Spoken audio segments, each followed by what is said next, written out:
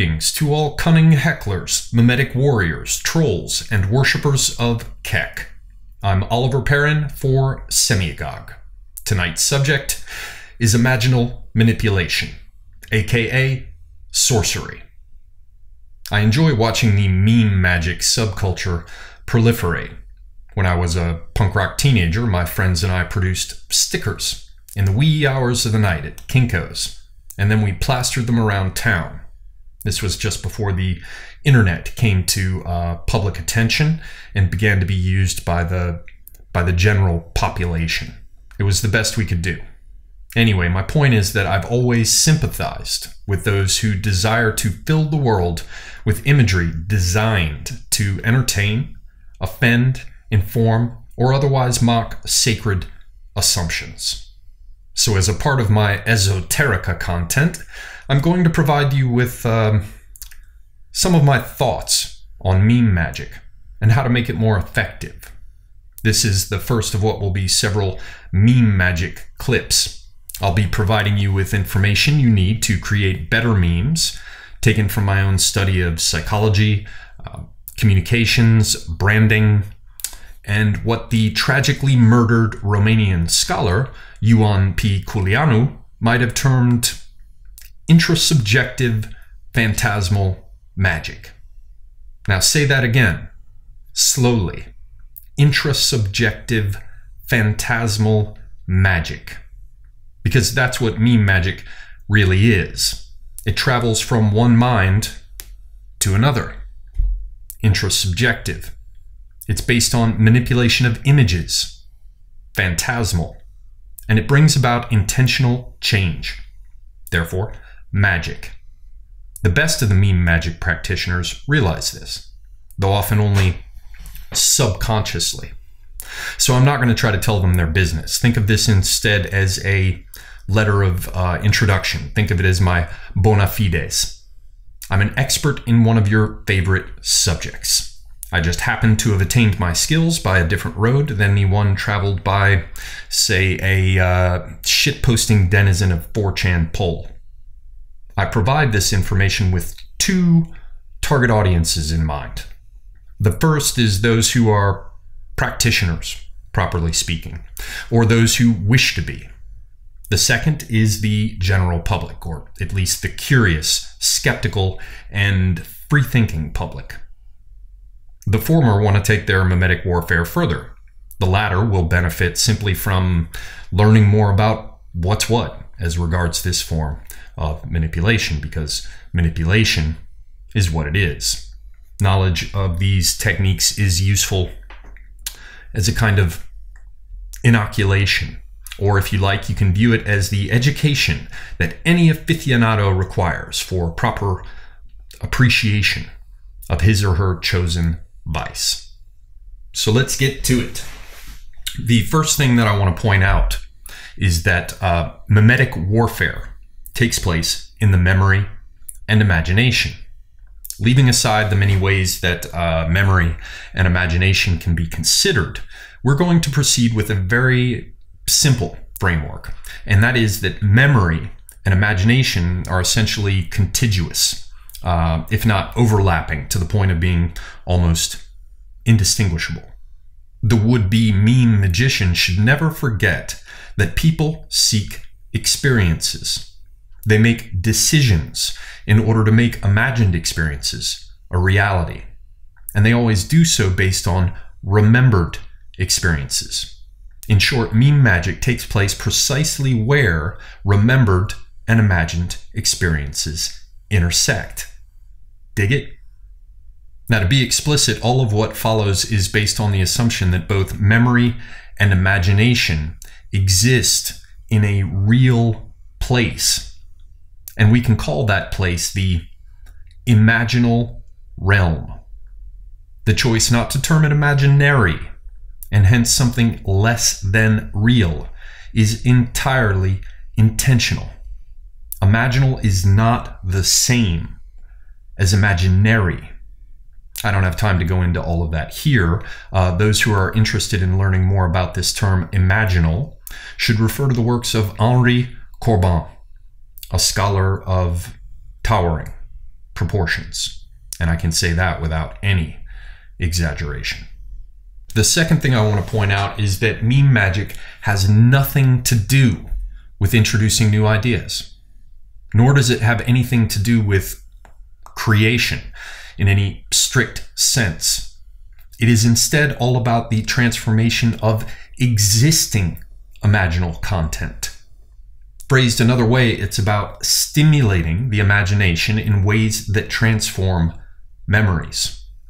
Transformation of memories is essentially transformation of experiences, attitudes, and perspectives. Simple, right? But how exactly is this done? Well, it's done by using one's own imagination to change the context in which other people remember and imagine. I don't want to say change how people think, though this is all ultimately what it amounts to, because just saying thinking isn't enough. To affect thinking, we have to deal with the elements of thought, which are images, and these in turn are of course central to both memory and imagination. There are two keys to imaginal transformation, two central ideas that must be borne in mind. The first is one I just touched on. It can be summed up in the expression, context alters meaning. The second is that all images carry what's called intentio, which is the root of our modern word intention, but don't go too far with that because the original meaning was rather different. We'll get to that. I'll deal with context first, then we'll move on to the subject of intentio. Now, explaining how context alters meaning is pretty straightforward. Here we can see a pair of scissors.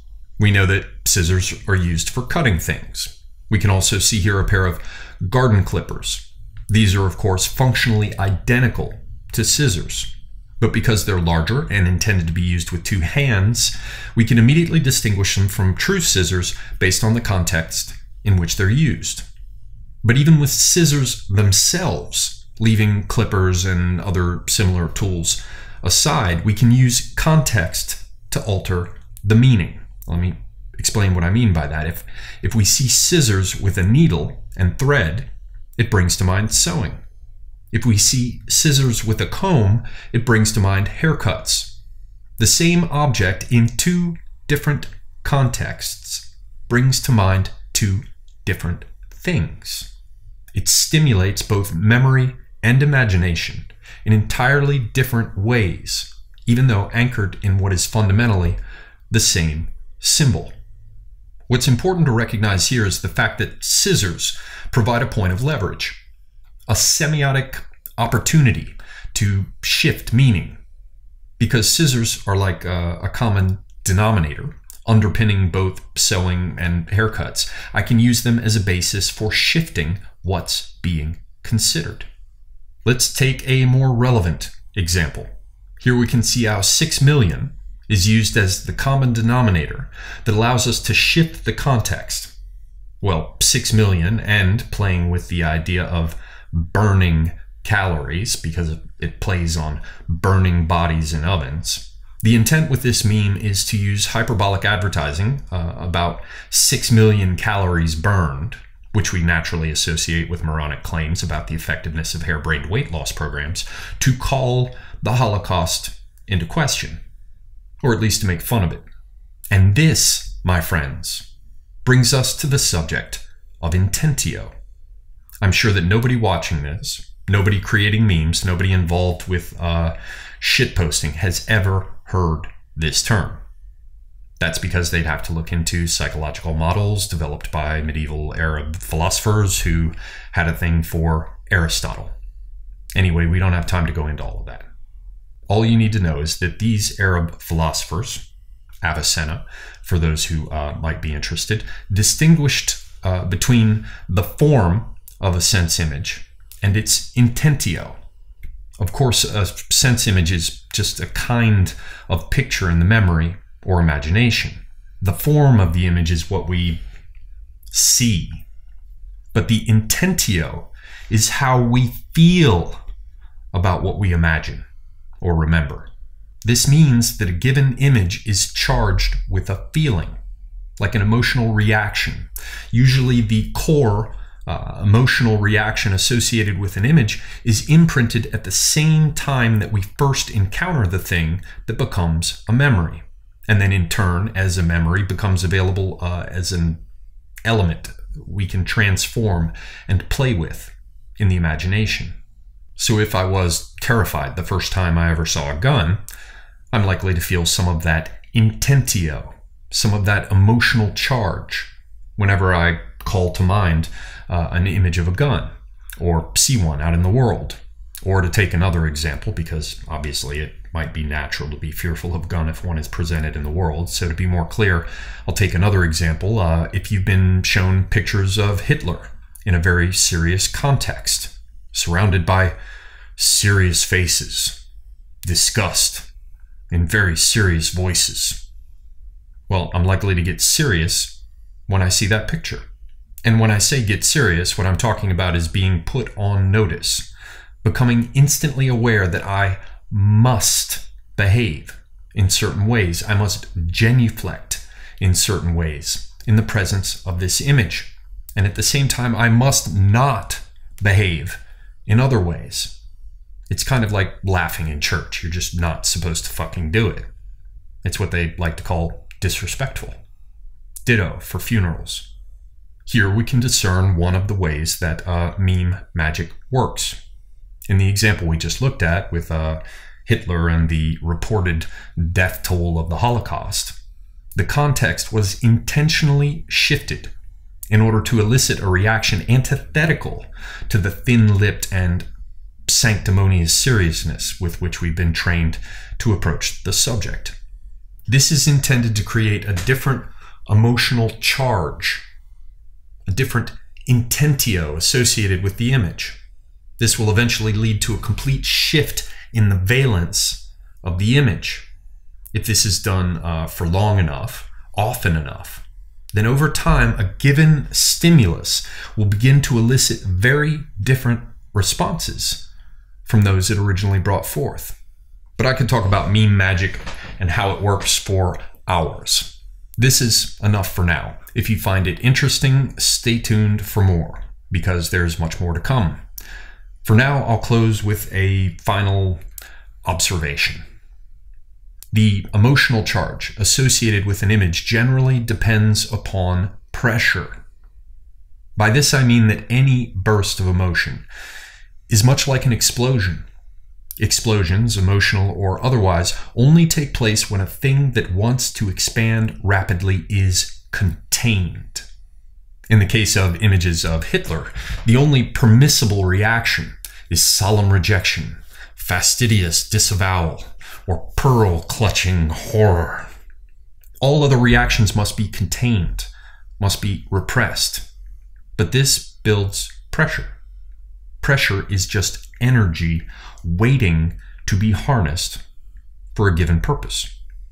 All it takes is a cunning shift of context to flip the valence of the image, and the result is an explosion of laughter. Now, I'm not saying that the Hitler meme we just discussed caused me to break out into laughter, but that was clearly what the memetic turd flinger intended. It all comes down to tearing away the coverings and the constraints. In this way, a given image can be stripped of its emotional charge, or even take on an entirely new one.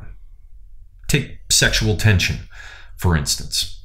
It rises up irresistibly behind the scenes with clockwork consistency whenever cultural forces are brought to bear to repress it. Look at the primary currents of pedestrian heterosexual fetishism. As a friend of mine once observed, there are two main variants, Victorian and Nazi, or a combination of these two. You've got shiny boots, creaking black leather with that smell everyone loves, and riding crops. No, don't. Stop. Don't stop. Or you've got garters, stockings, and corsets, Two of the great repressive imperial regimes that focused on the imposition of their respective moralities now provide the archetypal costumes for every kind of perverse sport fucking. But all this depends on containment, upon repression. If you simply strip off all the props, all you have is boring nakedness, without clothing, without concealment. Without repression, the charge or impetus disappears. If you don't believe me, spend a week in a nudist camp. God help you. Or take a look at strippers without these surrounding red lights that help to hide the pimples on their asses. One's desire is, after a fashion, revealed by concealing, concealed by revealing. Or, to phrase it another way, I will share with you one of my absolute favorite old expressions. It's a great one. I love it dearly. It can be applied to neutralizing any existing meme, any one of them out there. It can be applied to unmasking it, to stealing its fire, particularly as a preliminary to converting it, to changing its valence, to turning it to your own trollish purposes. But unless you're like me and you have a particularly fucked up mind, you might need to meditate on it a bit in order to see how perfectly it applies to memetic warfare and stripping those you deem to be your enemies of those things that they see as being the root of their power.